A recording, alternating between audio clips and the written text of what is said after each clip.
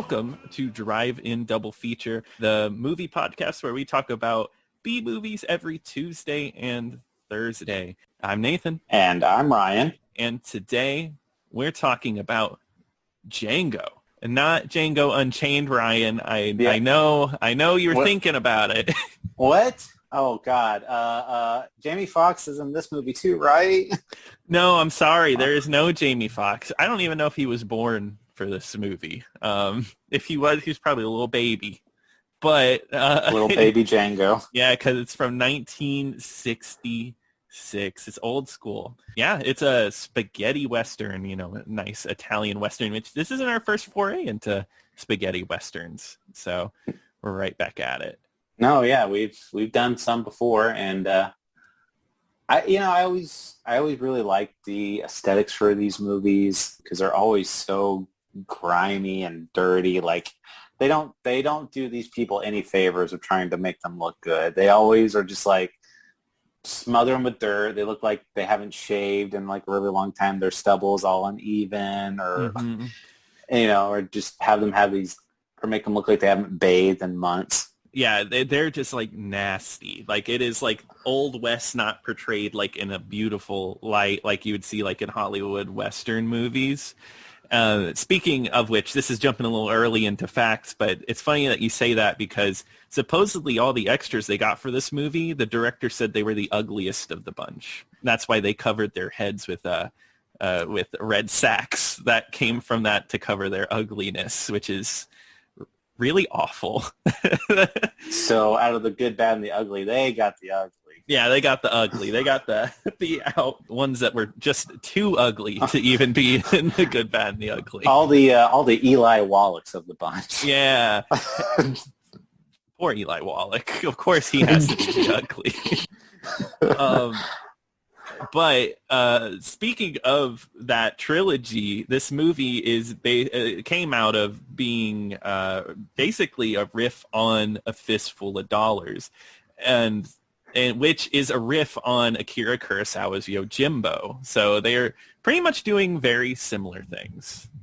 Yeah, and I've seen both of those movies. So like when I was watching this one, I was like, this movie seems so familiar. And then I thought about it. I'm like, did they just rip off Yojimbo and Fistful of Dollars? And I looked it up and I'm like, yeah, that's what they did. Yeah, no, pretty, because it's Django roams in the town, which I think is really cool. He's pulling a coffin on his back, which is like, I guess, symbolic in some way, that's neat.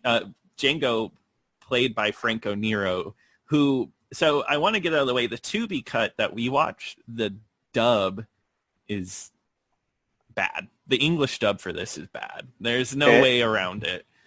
It's pretty bad. The guy who they decide to get for Django is horrible. I mean, it's like, well, I don't say like he's horrible, like he's got bad acting or whatever, but it's just he's not suited for this. It sounds like a very traditional role. You could tell it just sounds like a heroic white guy type of voice. And Franco Nero, I noticed, like, and you could tell he's pulling off a really great performance through actions and like his facial reactions, but he's also speaking, hardly opening his mouth. But this dude dubbing him is speaking like as loud as possible for everybody to hear, where I felt like watching Django, you should have been whispering almost everything that he said. Or yeah, you figure like Clint Eastwood, when he was doing these Westerns, he had this very gruff way of speaking. And like you said, he doesn't open his mouth up very much, so he's not a very loud man. But this one, it sounds like he's reading like a radio play. Like, oh, I have to do this because since I'm doing audio, I have to act like I have to act with my voice. Yeah, exactly. And it doesn't work. And I've read online that the Italian dub is much better than this, but unfortunately I personally was unable to find a copy of the Italian dub readily available. Yeah, I think there might be one available through Arrow maybe, but yeah, I think so. But unfortunately, neither one of us have physical copies of that. So we both did watch the English dub, and I gotta say it probably hindered my enjoyment of this movie a lot. Yeah, I agree. So I like this movie. I think it's a neat movie, but I just think the dub just kind of brought a different mood than what It was needed. it sucks the entire soul out of this movie. It does, because it's a really cool concept. Because it's Yojimbo, and Yojimbo's a great movie. He roams in the town, and there's two gangs fighting each other. But the little twist is that he ends up kind of working alongside one of the gangs. And what I like about Django is you never really know if he's a good guy or a bad guy. He kind of plays like a dual role, being between like, oh, he's protecting the town, but he's also running with like a gang at the same time. It's kind of cool. Yeah, well, you don't really know his true intentions throughout the whole thing, like you said, and even like the female love interest that's in this movie, she really has no idea what his interests are either, because in the beginning he saves her from being murdered, and they kind of go back and forth between, is he interested in her, is he not, and it Hmm. just, she's not really sure.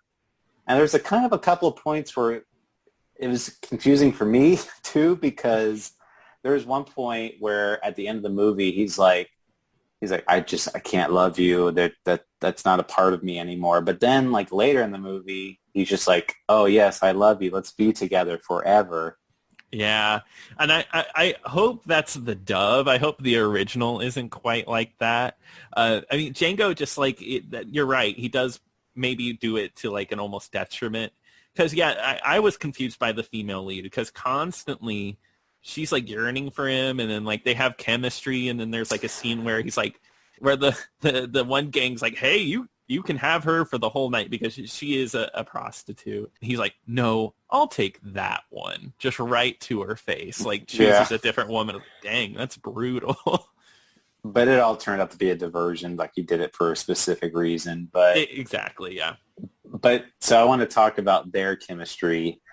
They the dub did, like I said, did no favors for that either, because the when he's trying to romance her, it is so bad. Because Yes.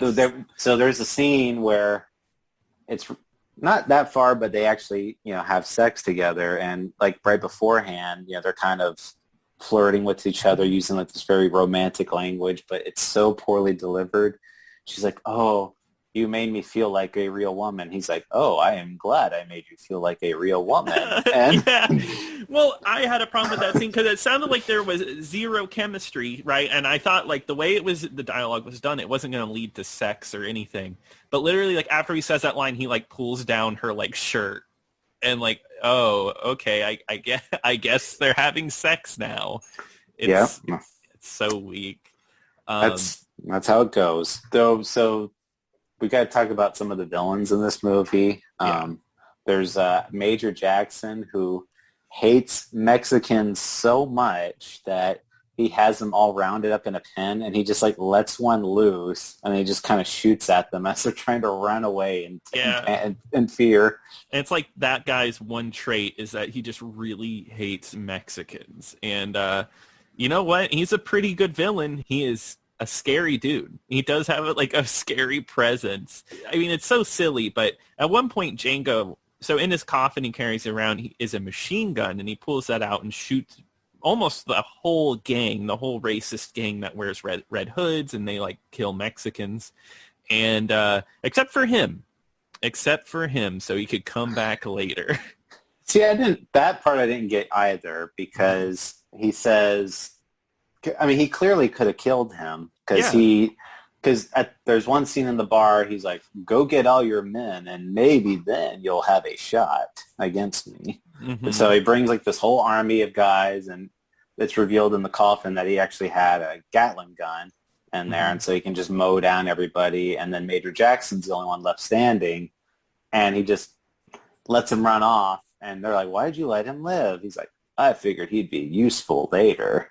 Yeah, I did not understand that line then, and I don't even at the end of the movie, because Well, that ends up yeah, being his downfall. well, yeah, that ends up being his downfall. Like I mean, if he would have just murdered that guy, then he wouldn't have had any issues at the end of the movie. And Yeah. then also too, it's revealed that Major Jackson apparently killed Django's like ex-lover or at Yeah, one point. it becomes like a revenge story. Well, you kind of know there's vengeance there, but when it's like explained, it's like, why would he just be like, oh, I spared his life for later? And No sense. right, and he even said at the cemetery, he's like, oh, I'm going, that he was going to get his revenge too. So I'm like, you had it right there. Yeah, you could It was have right done it. there. You didn't have to save it for the end of the end of the movie. I mean, it made for a pretty cool ending, but Django has to be what they based Blazing Saddles on, and I think a Gene Wilder being the fastest gun in the West, because Django is the literal fastest gun in the West. Like, he just mows down people with his like pistol so fast, and he does this at the end of the movie. He takes out a whole gang and he has broken hands. They literally break his hands. They're red, bloody red, and he still takes everybody out.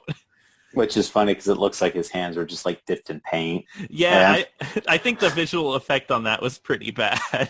Right. It doesn't look like his hands are actually mangled. It just looks like his hands are red. Like if you just stuck your hand into a red paint can, that's what it would look like. Yeah, exactly. Yeah. I guess this movie's known for its violence. It was once considered like the most violent Western of all time. And I don't know. I mean, a lot of people die, but even by 1966 standards, I feel like I'd seen more violent movies. Yeah, well, there's probably the most graphic scene in the movie is there's a scene where the Mexicans show up and they grab one of Major Jackson's like henchmen and they grab him and they cut off his ear. Yes, and like yeah. you Make see him that, eat it. and they make him eat the ear too. Yeah, that's pretty brutal for 1966 because you see the red ear, they're dangling it, and then they end up shooting that guy right in the back. Yeah, I didn't think they'd actually. So I thought I had that in my head because the guy's mouth was like wide open, he's like like in pain, and I was like, I wonder if they're going to stick that ear in his mouth. I'm like, they're not going to do that. And then they did it. Yeah, like, they did it. Oh, okay. But yeah, you're right. That probably is the most brutal scene in the movie. There is like a scene at the beginning where that I thought was a pretty good way to start the movie, and that was one gang takes the woman and they plan on like beating her. Doing awful things to her, and then another gang comes in, gets rid of them, and then they plan on doing the same thing to her. And then Django has to come in and save the day to protect her. You got really lucky. I mean, there was two two groups like willing to save her like back to back. Yeah, exactly. Whatever. And this was around like a quicksand pit. I don't know what all these people are doing around quicksand, but well, they said in that beginning scene, and this might be a morbid question, but they said, because it was the group of Mexicans, they were like, oh, well, they were whipping her, and they're basically saying they're going to beat her to death. And then and then Major Jackson's guys come in, and they said, oh, well, we're going to burn you at the stake now. And there's like, it's better to be burnt alive than beaten to death. And I had to ask myself, would I rather be beaten to death or burnt alive? I don't know. Right? I mean, that is a morbid question. I mean, don't you, like, when you burn to death, you mostly die from, like, suffocation because you can't breathe before you, like, actually, like, burn? Yeah, I guess. But I guess, like, at a certain point, like, if you're getting beaten to death, I think you just black out at a certain point, yeah, maybe? You pass out from all the pain. Good question. I mean, like, if I was told that, like, point blank, like, I guess I wouldn't be making the jump that, oh, I'd rather be burnt than beat. How about neither? Yeah. How about I just go home? Yeah. That would be the best bet. The Mexican gang here is pretty cool. Django does run with them for a little bit. They make like a deal to get some gold. This is the big point where I was like, oh, is Django not a good guy? Because he all of a sudden is like, oh, I have a plan with you guys. We're going to go and steal some gold. And they just go in there and they shoot people and steal gold. Yeah, they robbed the bank or whatever, like a fort. It's a fort. Major Jackson is also there. So again, if he would have murdered him earlier, then he wouldn't have been there to see all that, and they would have gotten away scot-free. And they go back to the bar, and one guy there named like Ricardo and he really hates Django for some reason. Mm-hmm. And so much so that he hits Django in the face with a gun, and the guy tries to assault the woman Maria, Yeah. and they get into like this pretty intense bar fight scene between Django and Ricardo. Yeah, they do. Yeah, it's intense, but it's cool. I think when this movie works is in its action, right? Especially for the dub, because the dub's so bad that when they're just fighting, oh yeah, it works. You know, you don't have to listen to them talk. It's nice. Well, yeah, because anytime there's talking, it takes me out of the movie entirely. Or I'm just like, oh yeah, this is a dub. And because Yeah. you think of like Clint Eastwood and Good, Bad, and the Ugly, he barely talks in that movie. I think they say like some crazy fact or whatever. Like he barely says like less. He says like 50 words or something like that throughout the Really? entire. Or Wow. it's probably Some that's low probably too number. low. But it is like really low for a main character. Mm. That's good. Yeah. And I don't even think the dubbing in Good, Bad, and the Ugly is bad. It's noticeable, but it's at least decently done. But here it's just like they got some amateurs to do this, and it's unfortunate because yeah, every scene with him talking in it just doesn't work at all. I think I Well, texted you. I was like, this is like, or you said this is just silly. well, you texted me first, and you're like, we might need to find a sub version because this is bad. And Yeah. because they even get like the one guy, the bartender, who's like, they make him a British guy for some reason. To me, it sounded like his like accent was jumping all around. I didn't know. Nathaniel was his name, and just his accent was jumping around. He's like kind of Django's friend. That character is weird. He's in this movie more than I would ever imagine a bartender character would be.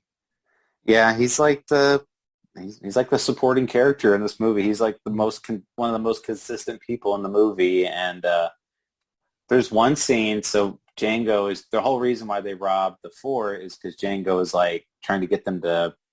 It's like, oh well, if we rob this fort, you could buy one of these babies. And he pulls out the Gatling gun from earlier in the movie, and Nathaniel is at the bar. And Hmm. Django's like, check this out. And Nathaniel's like, no, don't. And just Yeah. like, he just opens fire at the bar. And I'm like, I mean, the bar is not, it's not like a metal, like bulletproof. It could have just killed him instantly. Right? Yeah, I don't understand what Jane, because I mean, like it seemed like they had a pretty good relationship. Why would you bring out the Gatling gun and just shoot bottles in a bar? What an idiot. It's a Gatling gun, not like a little revolver or whatever. He pulls Yeah. out a full Gatling gun in a closed building. Yeah, you have to like set it down or like hold it with two hands. Yeah, and he's doing it just to show off to the gang like, "Hey, look what I got." This movie, I guess, also spawned several unofficial sequels. Yeah, over 30. Over 30. Oh, what? Yeah. So this movie was a huge hit in Italy. It was a big hit. It didn't come to America or the UK for a long time, but in Italy it was huge. And so there was a wave of spaghetti westerns where they just put Django in the title. So it'd be like Django Gunfighter or whatever, and have nothing to do with the Django character. It would Did just have they his name in it. did they intentionally just do that, or like were they actually saying like the character in the movie was named Django? I think it's a mix of both. I think it's a mix of people just doing it just to do it, and then there was movies where it was just Django. Like they were saying that was the character. There is one official sequel to this movie. There is Django Right. Strikes Again where he does actually return. But I think that's gained my appreciation a little bit more for Django Unchained because then it's just kind of like, oh, it's a part of the style. It's part of the Django style rather than a riff on the movie. Even though the main actor in this does make a cameo in that movie. Yeah, I was gonna say, and it is kind of a nice little fact where because Jamie Foxx in the movie keeps saying, "Oh, Django, the D is silent," Hmm. and he's the one guy that's like, "I know." Yeah, I really like that. Another thing that those movies have together is the music, which I love. The Django theme song is in the Quentin Tarantino movie, and it's directly from this movie. Love the theme. So I didn't know. I thought that was a completely original song for Django Hey, Unchained. no, I get And because it's that good, right? Like it doesn't sound like. I was like, Yeah. man, Quentin Tarantino put out a good theme song. And then I should have known better Yeah. because it just lifted the entire song, and it's there in this movie too, and it's really good. Yeah, it's great. Even the music. I think the score is one of my favorite parts. But that's like any spaghetti western. You think about Good, Bad, and the Ugly. You think about the score. It's really good. And Tarantino used the score from this movie, some parts of it in that movie as well. So he's continuing to take from movies and put it into his own. But it's cool. That It's that cool.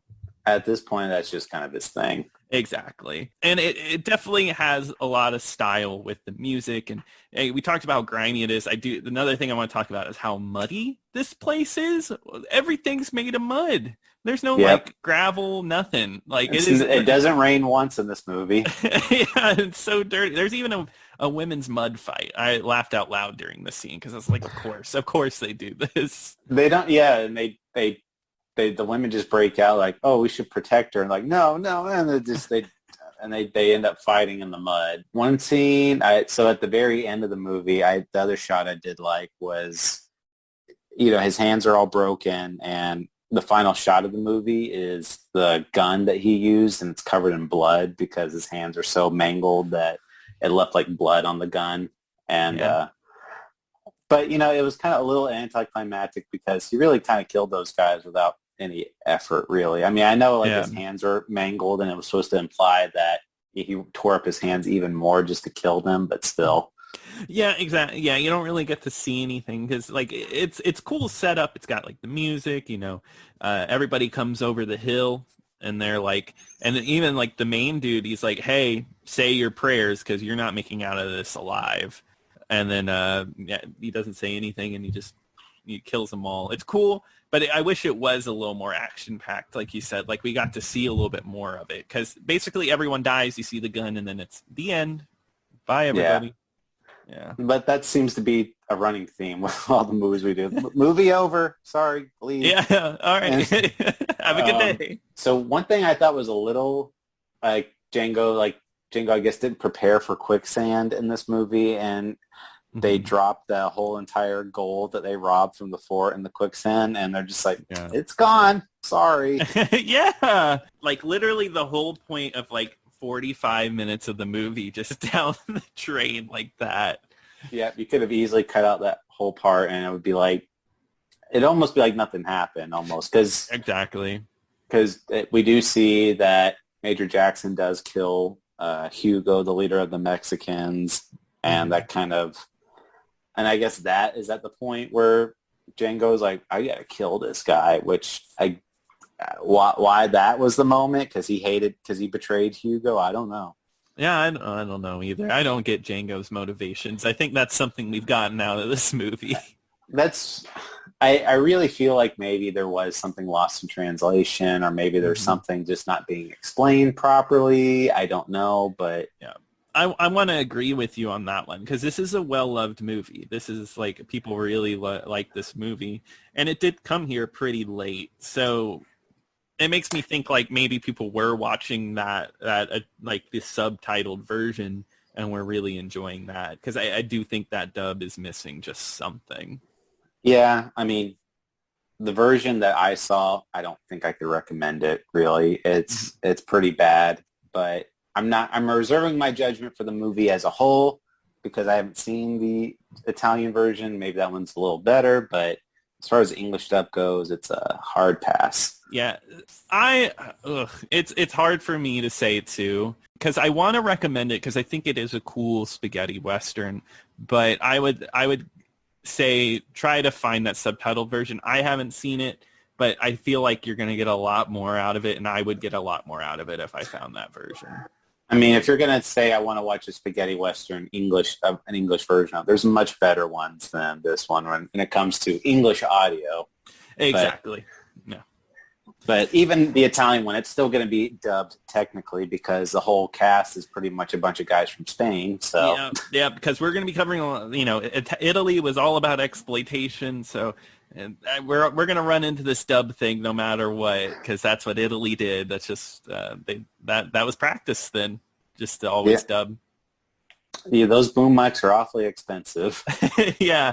The boom mics are expensive, and we don't want to hire local actors. Everybody can just speak their own language. It's fine. We won't have any problems. Yeah, no problem at all. I think they should just filmed everybody speaking really loudly. That would have fixed the audio problems. I think so. Yeah, I agree. I think Django shouldn't have whispered his line.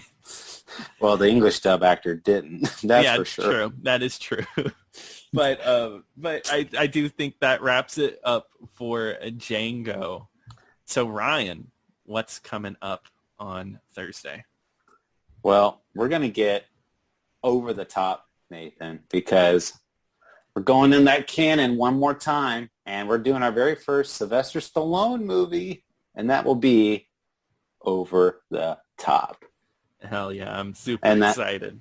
Yep, and that one is available. It's on Tubi for free. It's on YouTube for free. It's on Prime as well. So got no excuses. Yeah, no, you got to watch this one. If you have seen it before and enjoyed it, please send us an email over at driveanddoubleFeaturePodcast@gmail.com, or email us if you just want to. We also have a Twitter at DIDFpod. Tweet at us. Check out our tweets. We're all over Twitter. And until next time. Until next time.